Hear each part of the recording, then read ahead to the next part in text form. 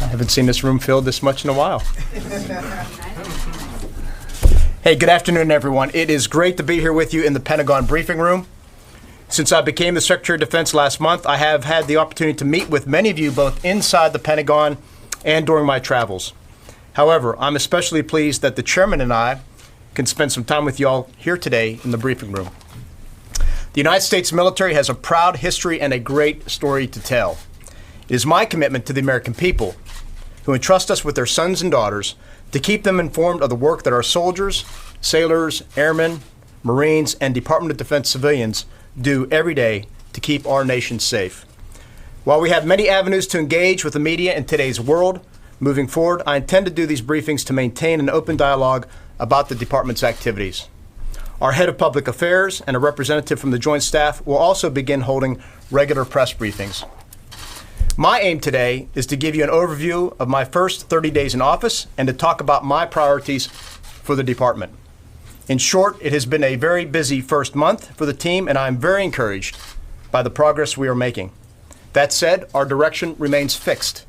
We are committed to the National Defense Strategy and its 3 lines of effort: building a more lethal force, strengthening our alliances and partnerships, and third, reforming the department for better business practices.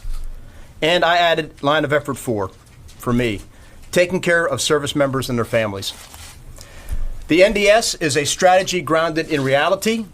Strategic competitors such as China and Russia are deliberately building up and modernizing their military forces to challenge the United States and enable their geopolitical aspirations. At the same time, regional adversaries like Iran and North Korea continue to promote instability. Thus, the department's central challenge is to balance current requirements with the needs of the future. Both require our time and resources, and so to get this balance right, we need to make tough decisions. To enable this decision-making, we have modified our battle rhythm. Every Monday, all of the department's senior leaders, uniformed and civilians, are now meeting twice in separate sessions as a leadership team to ensure our priorities are aligned and to measure progress towards implementing the National Defense Strategy. Our policy team has been fully integrated into our planning processes and is leading the NDS reviews, exercising civilian control over those efforts. The idea is to take a hard look at our activities so that everything we do drives towards our strategic objectives, which are designed to achieve our policy aims. If something doesn't, then we ask ourselves, why are we doing it, and what should we be doing instead? We've also begun a defense-wide review process. The goal of this review is to identify time, money, and manpower that can be reallocated to our highest priorities in support of the NDS. Deputy Secretary of Defense Norquist serves as my point man for this effort. We have begun this process with a focus on the Fourth Estate and will eventually address other parts of the Department of Defense enterprise. Early this month, I traveled to the Indo-Pacific region on my first overseas trip. Many of you traveled with me. That region is our priority theater, so it was important to demonstrate my commitment to our allies and partners there and to hear firsthand from my foreign counterparts and heads of state. Together, we are committed to defending our shared values and upholding core principles such as respect for all nation sovereignty, adherence to international rules and norms, and to our mutual security. It is clear that China is engaging in a deliberate strategy to undermine the stability of the region. It is clear the values and behaviors of the Chinese Communist Party do not align with the vast majority of states. Throughout my many conversations with foreign leaders, time and again they emphasized the need for the United States to continue to show leadership throughout the Indo-Pacific in order to preserve the freedoms we all enjoy. We will continue to expand our defense activities throughout the region in close cooperation with our allies and partners while pressing for equitable burden sharing from them as well. Next week, I'll be traveling to Europe to meet with some of our NATO allies to discuss the U.S. posture in Europe and our ongoing efforts to deter Russian aggression. I had the opportunity, as many of you know, to attend the NATO Ministerial this past June, where we discussed a broad range of issues to include the INF Treaty, the state of NATO readiness, the future of Afghanistan, and how to address continued malign behavior by Iran. On that last point, I am pleased to report that Operation Sentinel is up and running, with the UK, Australia, and Bahrain joining us in this effort. The purpose of this operation is twofold. First, to provide freedom of navigation for the commercial shipping that is so vital to global economic trade, and second, to deter provocations and avoid conflict in the region.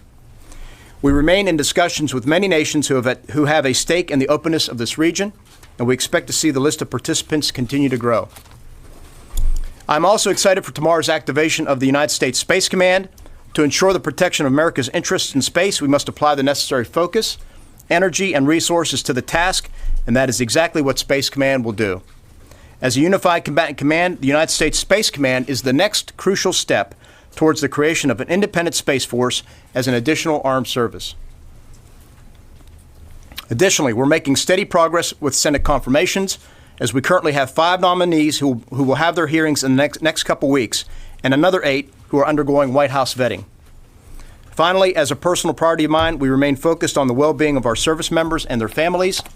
Last month, we stood up the PFAS task force that is now working with EPA and other government agencies to develop a comprehensive plan to mitigate PFAS contamination on our military installations. We are also continuing to work closely with our privatized housing contractors throughout our military installations to ensure our families are living in safe and secure housing that they deserve. I met with the service secretaries just the other day to discuss this issue. Now, year after year, we are proud that the United States military remains the most trusted institution in America. This is vital to our success in defending the nation, and I am committed to preserving this trust by ensuring that we recommit to our profession's core values.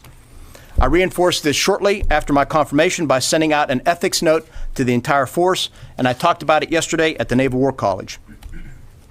Our relationship with the American people and the Congress remains strong, and we are thankful for the 2-year budget deal, which will give us the predictability needed to advance the NDS and protect this great country.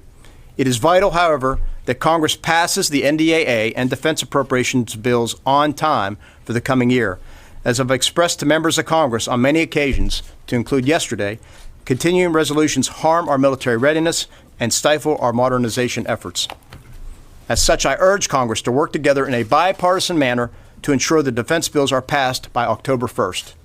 With that, I look forward to taking your questions today, but first I welcome General Dunford to make his opening remarks. Thank you. Hey, thanks, Mr. Secretary. Good afternoon, ladies and gentlemen. Secretary Esper spoke about his priorities and his commitment to the lines of effort that are outlined in the National Defense Strategy. Before you take your questions and talk about current events, I want to further address how we have aligned to the NDS and adapted.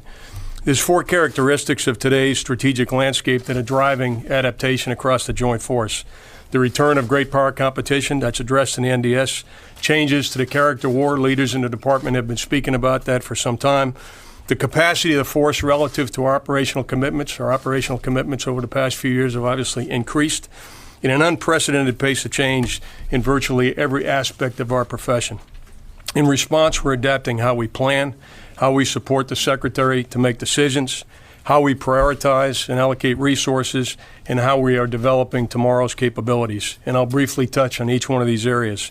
First, we've shifted from a traditional focus on operational plans for specific contingencies to plans that are globally oriented on each of the challenges addressed in the NDS: China, Russia, Iran, North Korea, and violent extremism. We've also scheduled a series of globally integrated exercises with participation from across the U.S. government interagency to refine our plans and to assist the Secretary in making decisions. And importantly, we've changed the way we prioritize and allocate resources across the combatant commands to better align with the National Defense Strategy. And given the pace of operations over the past 18 years, we paid particular attention to establishing a more sustainable operational tempo. And this allows us to do what the Secretary has identified in his 4th line of effort. It allows us to better take care of our people, and it also allows us to increase readiness.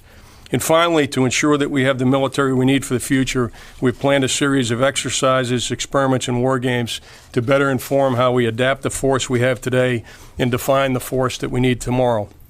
And once again, aligned with the NDS, it's important to highlight that we've fully integrated our allies and partners into the initiatives I've described. And with that brief update, the Secretary and I would be glad to take your questions. Great. Thanks, Chairman. Thank you, Mr. Secretary and General Dunford. Thank you. Mr. Secretary, it's good to hear that you're going to resume regular press briefings. That'd be appreciated. A question for each of you, if I may. You mentioned Iran and you mentioned Operation Sentinel, Mr. Secretary. It hasn't been that long ago that the U.S. almost went to war with Iran in the sense that there was an attack plan that was called off at the last minute. In recent weeks, it seems to have been relatively quiet. There's been no sabotaging of vessels in the Gulf. I'm wondering if, has the crisis passed? And may I ask a question of General Dunford on Afghanistan? I asked this, General, keeping in mind that you are close to retirement and that you've spent a good part of your recent career focused on Afghanistan. At this stage, when negotiators are talking about getting close to a deal that would call for the U.S. to withdraw its forces from Afghanistan, I'm wondering how you feel about essentially walking away from Afghanistan with no counterterrorism forces on the ground as opposed to over the horizon or some other form. Is that a wise course in your view? So I'll go first, and I'd admonish you, don't mention the R word again. He's not going anywhere yet. He's got a month is a long time. He's got a few more weeks. Look, on your first question, Bob, we are not seeking conflict with Iran. We want to engage with them diplomatically. You saw over the weekend some reporting. The president once again said that he's more than willing to meet with Iran's leaders to resolve this diplomatically, and that has been the purpose of Operation Sentinel, was to avoid a situation that would get us off of that track and onto a different one. So to the degree that's been successful, that's good. I'm not sure I'm ready to call the crisis over yet, but so far so good, and we hope the trend lines continue that way, and we hope that the parties, that the Iranians would agree to meet and talk and help us resolve these issues. Hey, Bob, when I think about Afghanistan, I think about two things. Number one is we don't want Afghanistan to be a sanctuary from which the homeland can be threatened, the American people and our allies can be threatened. And the other is we want peace and stability in Afghanistan for the Afghan people. I think any of us that have served there have long known that what's going to be required is a negotiated peace settlement, inter-Afghan dialogue leading to that peace settlement. And so when I think about, when you say we're going to withdraw, I don't think about it as we're going to withdraw. I think about we're going to initiate inter-Afghan dialogue, ideally leading to peace and stability for the Afghan people. And again, Afghanistan not being a sanctuary from which we can be attacked. The President and the Secretary have been quite clear to me that as this progresses, we're going to ensure that our counterterrorism objectives are addressed. And so I think it's premature. I'm not using the withdraw word right now. I'm using, we're going to make sure that Afghanistan is not a sanctuary, and we're going to try to have an effort to bring peace and stability to Afghanistan. Quick follow-up. Sure, just very quickly. In your view, will it be possible to achieve that, preventing Afghanistan from becoming a sanctuary again without U.S. counterterrorism forces on the ground? Look, I wouldn't have been standing here as long as I have if I wasn't a glass half full person, right? So I believe that what is needed is some type of disruption to the status quo. I think an agreement that can initiate inter-Afghan dialogue and potentially leading to a reduction of violence associated with the insurgency is something that's worth trying, particularly, and it's important to emphasize this, any agreement that we have moving forward, the President's been very clear, is going to be conditions-based. And so those conditions are what make me confident that it's worth trying. Mr. Secretary, Phil Stewart. Yeah, just quickly, just to follow up on Afghanistan. I mean, is potentially moving counterterrorism forces over the horizon a solution that this department is considering, planning for? Phil, I honestly think it's premature to talk about what our counterterrorism presence in Afghanistan may or may not be without a better appreciation for what will the conditions be. We have tailored our counterterrorism presence in Afghanistan to reflect the operational environment. The operational environment would clearly change in the wake of a negotiation, but I think we'd have to make assessments. I would then make recommendations to the Secretary and we'd have a conversation with the President. But again, I think it'd be premature to talk about any specific posture.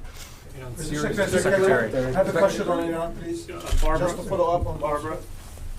General Dunford, I wanted to ask you to reflect on the environment you have been operating in over the last 2 years. I am sure you saw today, sir, that Secretary Mattis wrote, and I quote, "We are dividing into hostile tribes, cheering against each other, fueled by emotion and a mutual disdain." Because you are the President's key advisor on threats to democracy, of the democracy of this country, do you agree with Secretary Mattis, who you've known so many years? Do you believe that there is now tribalism in this country that essentially threatens democracy? And to ask you to also reflect as best you can on how you see President Trump changing over the last couple of years as in his role as Commander-in-Chief. We well know you do not like to talk about the President, but this may be our last opportunity to ask you, so I want to. Yeah. Barbara, as you know, I've worked very hard to remain apolitical and not make political judgments. And your first question is not in my lane. I worked very hard to provide military advice to the Secretary, military advice to the President, other members of the National Security Council, and make sure that our men and women in uniform have the wherewithal to do their job. And I'm going to stay in that lane. And that gets to the second part of your question, which is I will not now, nor will I, when I take off the uniform, make judgments about the President of the United States or the Commander-in-Chief. Well, I just won't do it. Let me ask you this. How do you view because you are the advisor on military matters, we have now seen troops in uniform, active duty, wearing red political hats. We have seen the President come into this building and make speeches in discussing the Democratic leadership. Do you worry at all that we have partisan politics brought into the military?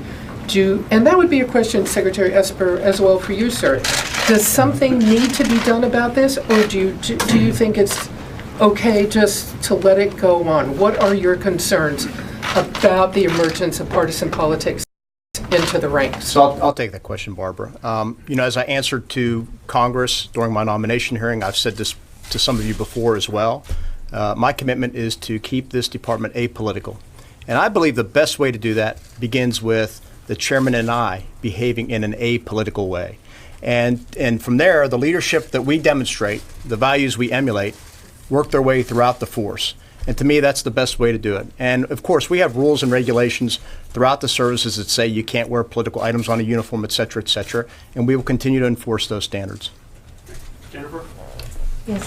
If I could just follow up on Afghanistan for both of you. Are the Taliban wrong in saying that in 24 months all U.S. troops will be out of Afghanistan? Can you rule that out? Jennifer, I'm not going to make any comments with regard to the diplomatic negotiations going on right now.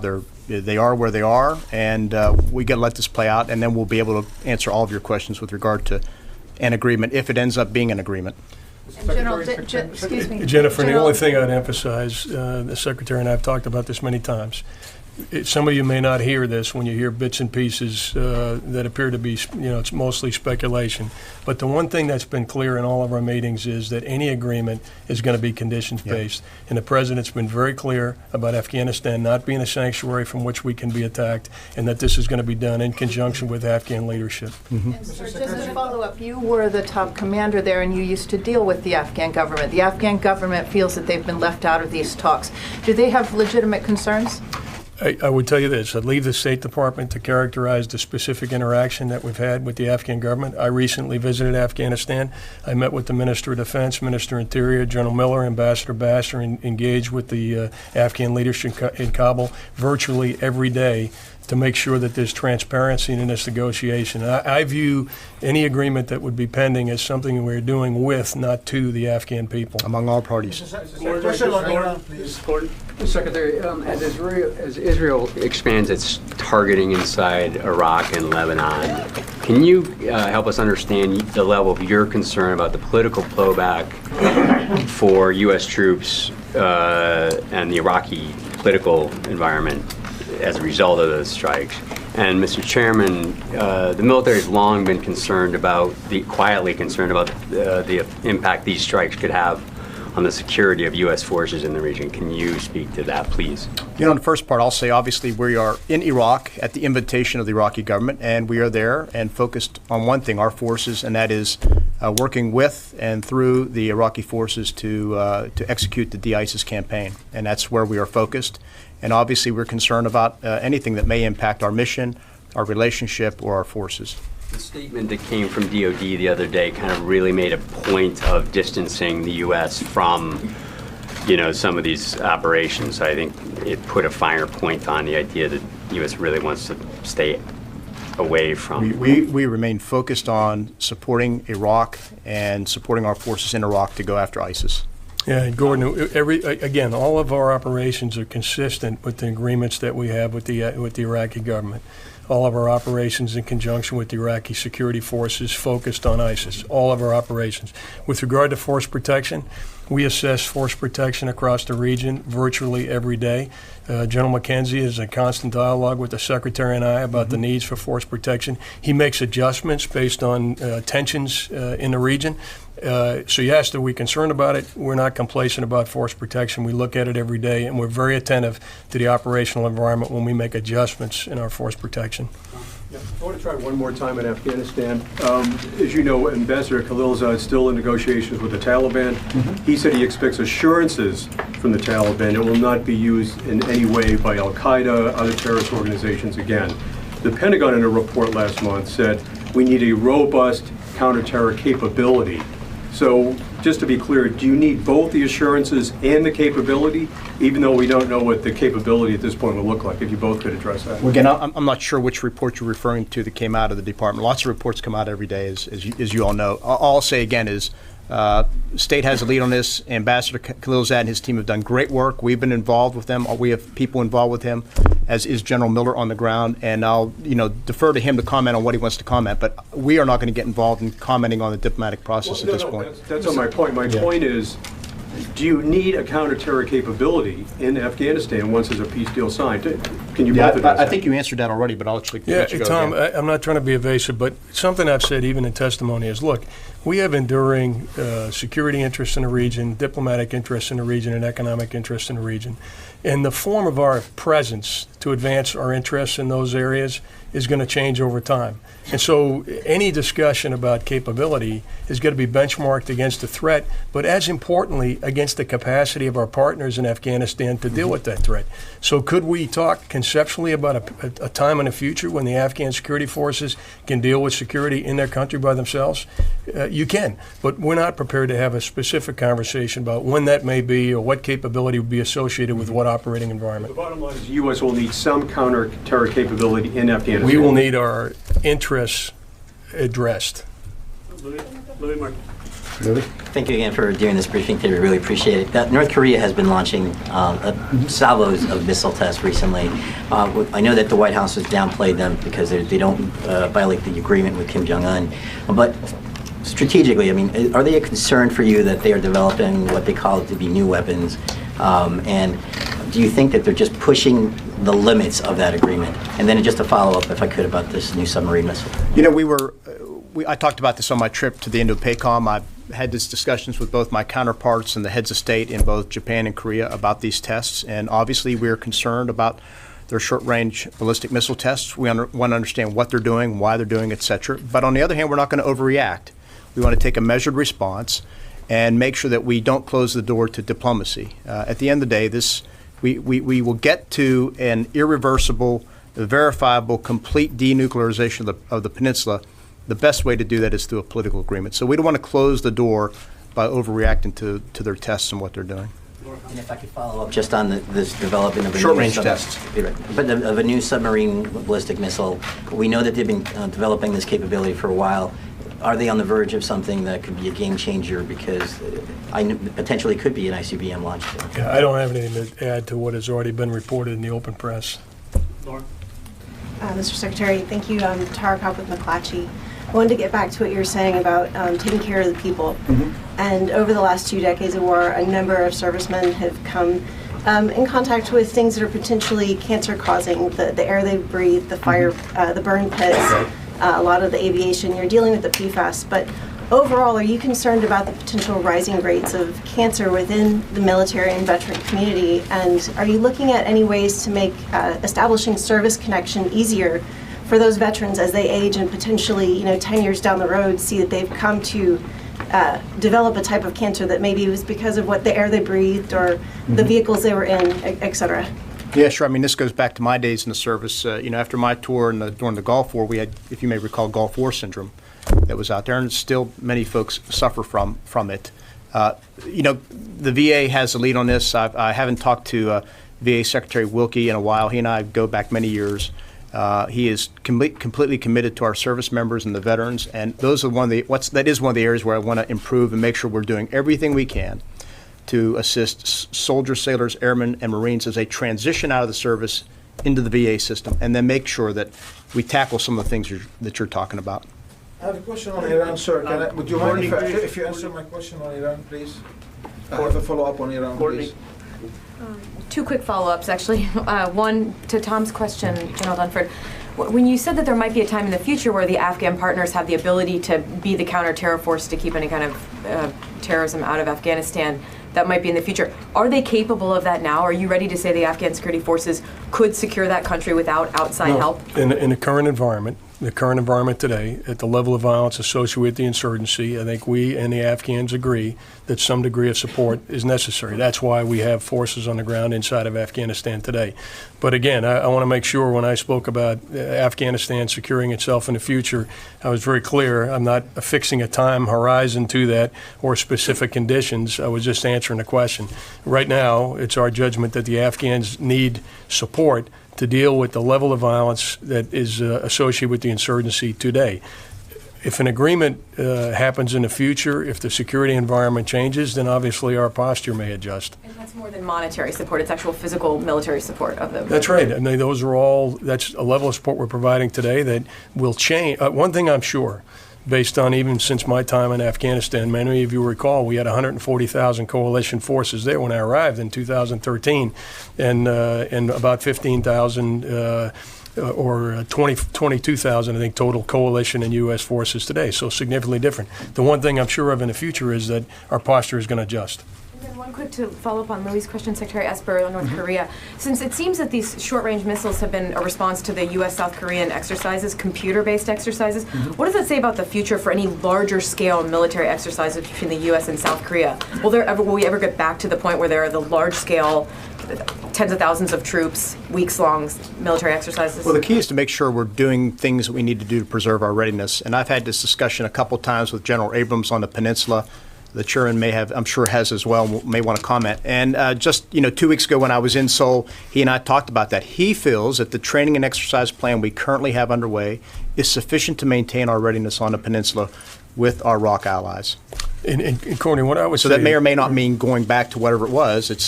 I trust the commander's assessment on the ground. Our exercises in the past were designed to do two things: deter North Korea and enhance the readiness of our collective forces, combined forces. We made an adjustment to the posture of our exercise, the visibility of our exercises in support of the diplomatic effort to denuclearize the peninsula. When we made that adjustment to have less visible exercises, we found other ways of maintaining a high level of readiness. But I would tell you, representing the leadership in uniform, we've talked a great deal with General Abrams, Admiral Davison, and now the Secretary, and we're confident that the exercise and training program that we have in place right now will allow us to maintain the requisite level of readiness. Aaron Mena. Thanks. I wanted to just ask about Turkey. There's been kind of mixed signals about Turkey with the S-400 and the F-35. Secretary Esper, if Turkey was to say, hey, we're getting rid of the S-400, or we're even just going to put it in a warehouse, we're not setting it up, does that qualify them to return with the F-35 program? Is that something the Pentagon would consider? No, not in my book. Okay. I mean, I've been very clear in both my public comments and privately with my Turkish counterpart. It's either the F-35 or the S-400. It's not both. It's not park one in the garage and roll the other one out.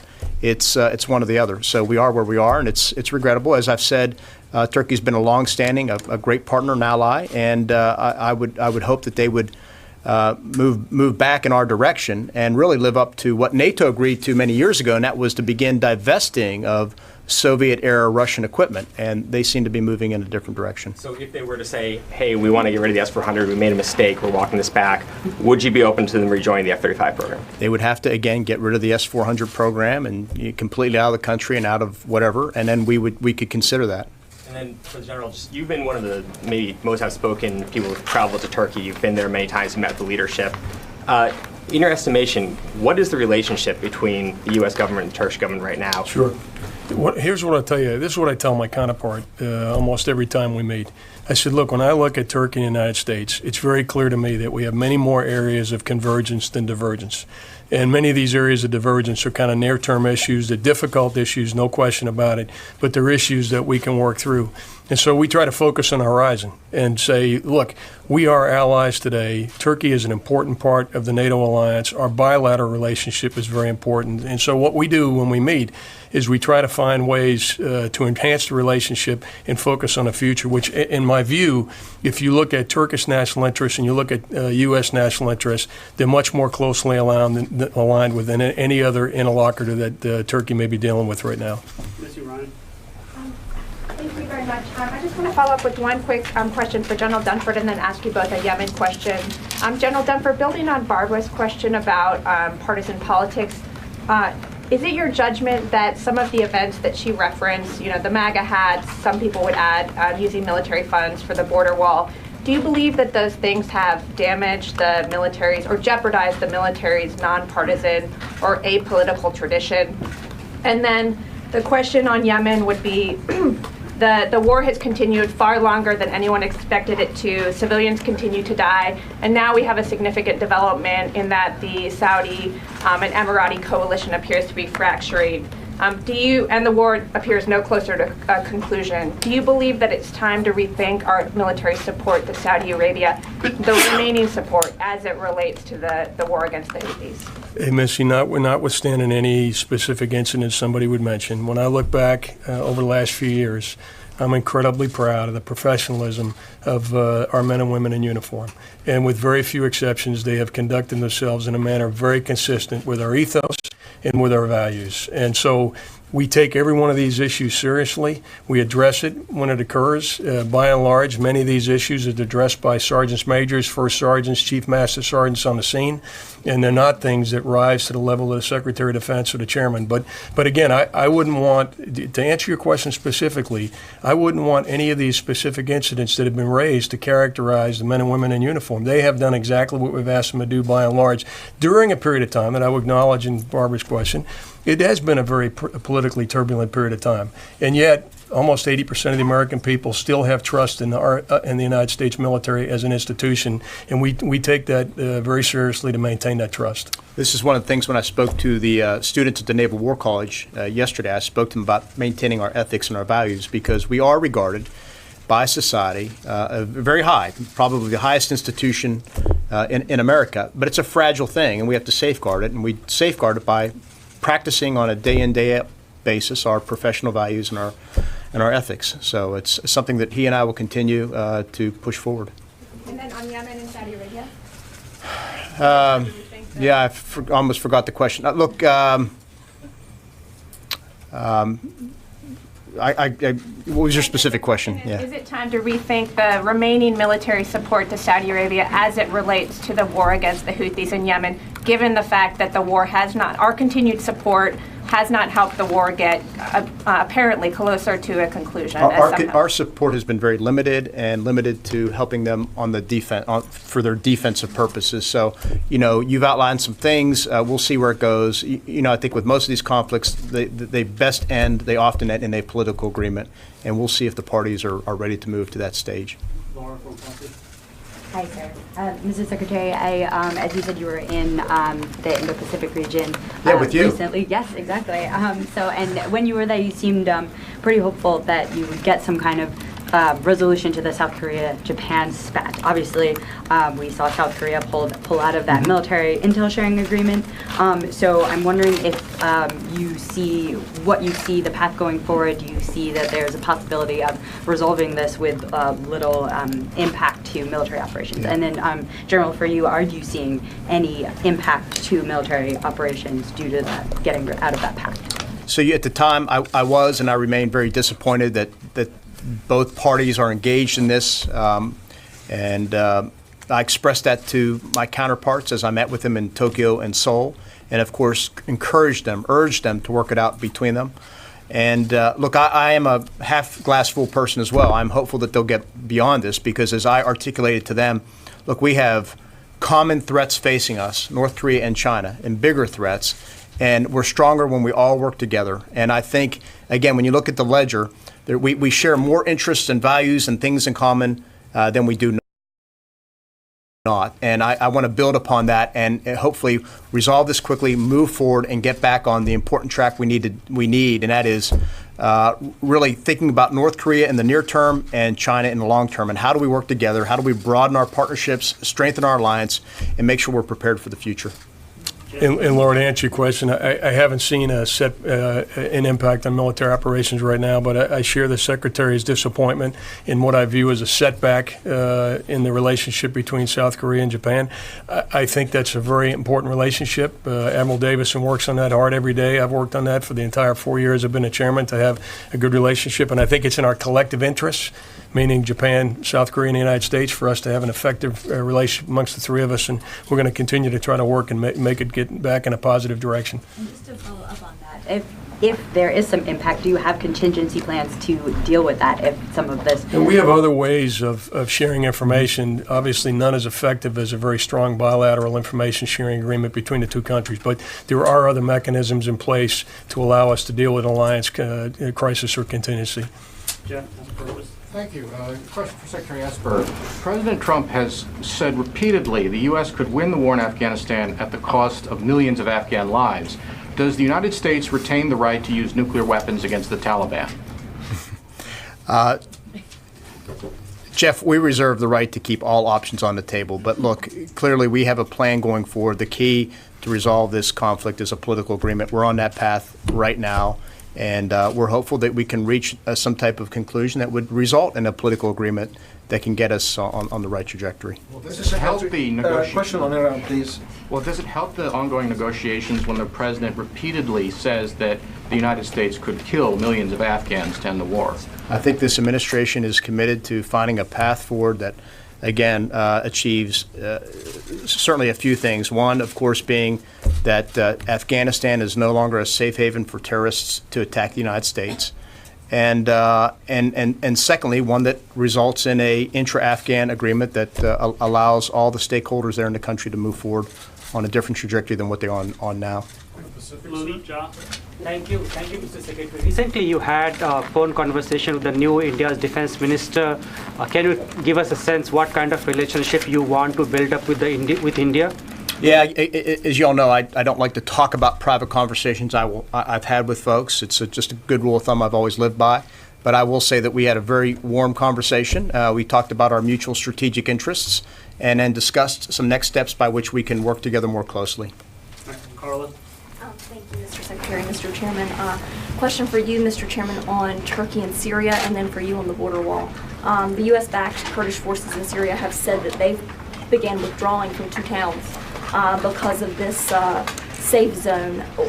Help explain to us what exactly has the United States military agreed to? Are there going to be joint patrols for this safe zone? Get us up to date. Yeah, no, Carla, thanks. Look, to put it in context, there's two things we're trying to do, right? Number one, we're trying to maintain continuity in our campaign against ISIS in Syria. And number two, we're trying to address what are legitimate concerns by the Turkish government for the border between Turkey and Syria. So we're trying to balance those two ends.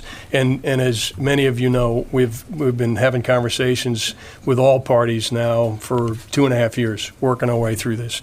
We recently agreed, so some of the specifics, we recently agreed to set up a coordination center. So right now in Ankara, this was set up in the recent days.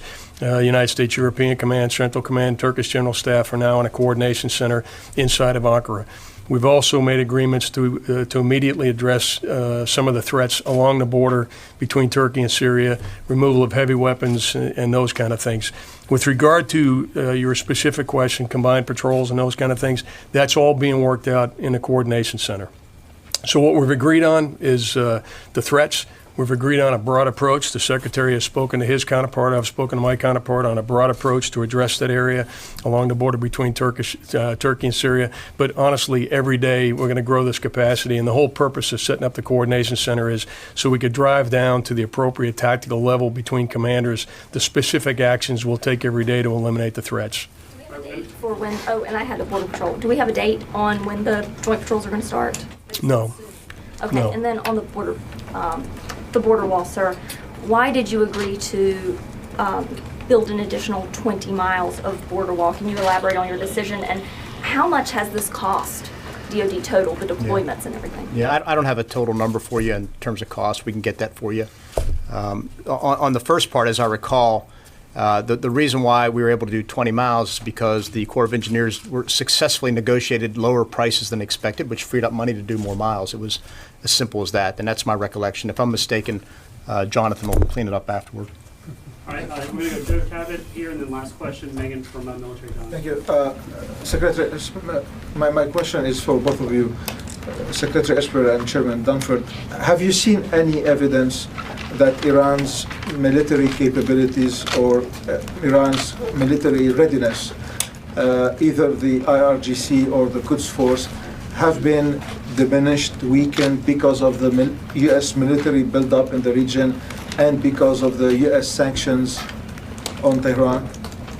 Well, I don't talk about intelligence matters, first of all. I would say it's fair to state that between our presence and the presence of our allies and partners in the region, I think so far, to the point made earlier, we've, further bad provocative behavior has been deterred, and that's a good thing.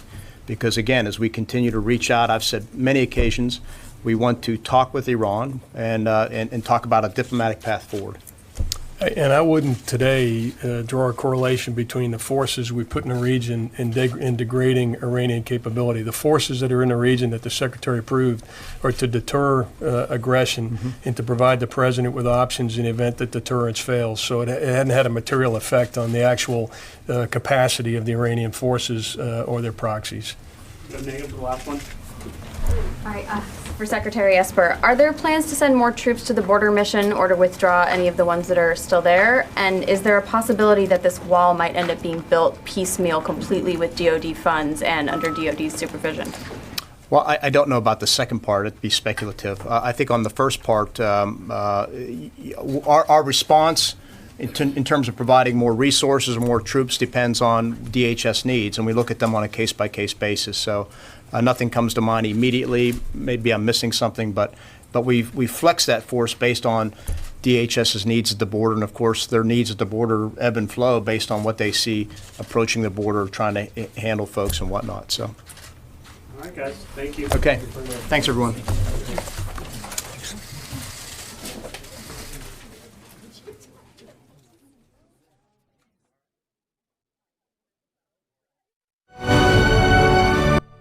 All right, folks.